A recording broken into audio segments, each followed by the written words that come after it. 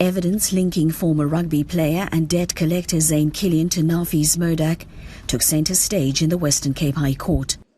Kinnear, Modak and 13 co-accused face over 100 charges. They have all pleaded not guilty.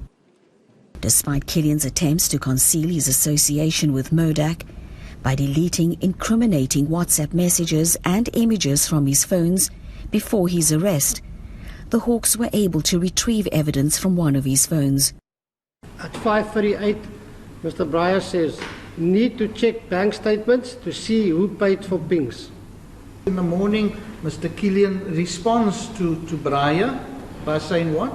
Think it come from our Morgan account. Further information recovered from Kinnear's phone includes pinging evidence of top criminal lawyer William Booth, Modak's rivals in the underworld, as well as several members of the anti-gang unit. In January 2024, after years of delays, Modak's trial finally began. One of the key witnesses in the case was a hitman known only as Mr. A Double Quote. He testified about being hired to kill William Booth, but despite multiple attempts, he was unsuccessful. The trial also revealed numerous attempts on Kinnear's life before the successful assassination. One such attempt occurred in November 2019 when a grenade attack on Kinnear's home was foiled after the assailant, Fareed Smith, was arrested. Investigators linked the failed attack to Modak through phone records, showing that Kinnear's address had been sent from Modak's phone to Smith's accomplices. As the trial continues, the state's case against Modak is built on a complex web of evidence, including witness testimonies, electronic communications, and connections to his co-conspirators. Modak and his co-accused face numerous charges, including conspiracy to commit murder, organized crime, and attempts to obstruct justice. As the trial progresses, Nafiz Modak's legal team has been focusing on discrediting the evidence presented by the state, attempting to cast doubt on the reliability of witness testimonies.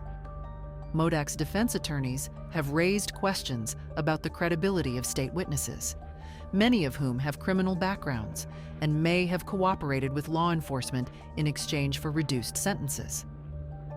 One of the key strategies of the defense has been to challenge the connection between Modak and the alleged crimes. For instance, they argue that some of the murders attributed to Modak were carried out by other criminal elements, with Modak's name only linked due to rumors and the chaotic nature of gang warfare in Cape Town. This tactic aims to create reasonable doubt about his direct involvement in the killings. Moreover, Modak's defense has focused on attacking the circumstantial evidence related to his finances. They have disputed the legitimacy of the documents showing money laundering, arguing that the business transactions in question could be explained by legitimate operations within the legal sectors Modak is involved in.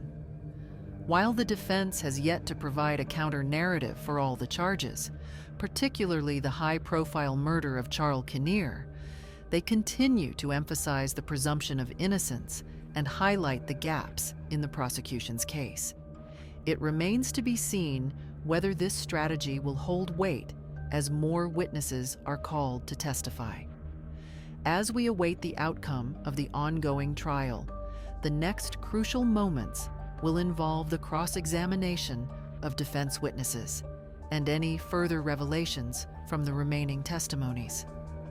With each new detail, the trial brings us closer to understanding whether Nafiz Modak will face the full extent of justice for his alleged crimes, or whether the legal system will allow him to walk free. The trial of Nafiz Modak has not only gripped the courtroom, but also captured the attention of the public and media. Across South Africa, the case has become a symbol of the fight against organized crime, particularly in Cape Town, where Modak's alleged activities have long been a source of fear and intrigue.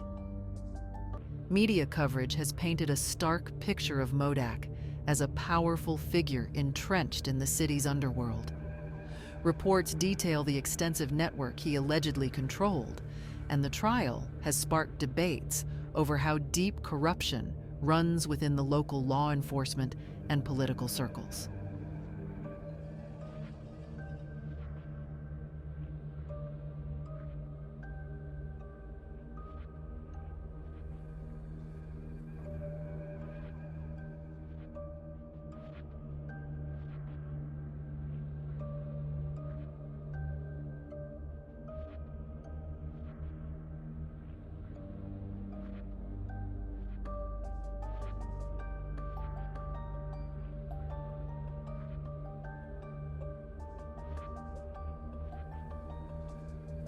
As new details emerge, many are questioning how Modak, despite the numerous charges against him, managed to operate with relative impunity for so long. Public reaction has been mixed. Some view the trial as a long-awaited reckoning, believing that bringing down a figure like Modak would send a powerful message against organized crime. However, others argue that the case highlights systemic failures within South Africa's legal and political structures, pointing to the years it took for the authorities to take decisive action. Many see Modak's trial as just one part of a larger fight against corruption and gang violence in South Africa. The outcome of this case will likely have significant ramifications for both the local community and the broader South African criminal justice system. If Modak is convicted, it could mark a turning point in the fight against organized crime in Cape Town. Conversely, a possible acquittal could fuel public skepticism about the effectiveness of law enforcement in tackling high-profile criminal networks. Thank you for watching, and see you in our next video. Bye.